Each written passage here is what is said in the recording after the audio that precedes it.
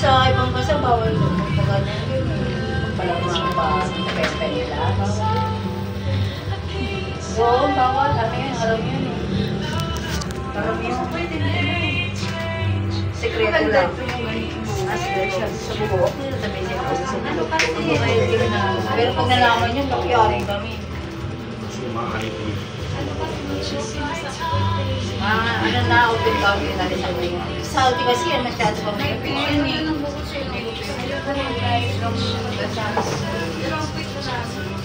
Saan kayo mo? Para rin na nakakaya pa kayo ba? Sa Kuwait? Kasi ang ano sa Saudi, hindi pwede mo lang sa bahay. Parang Dubai na rin, no? Nakapalo na lang ang mga Pinay. Parang si Sexy nga eh, meron naman nagtumatakbo ng mga Pinay. Ipo nga lang namin, okay? Di ba yung babae dapat bawal yung nagtuwa?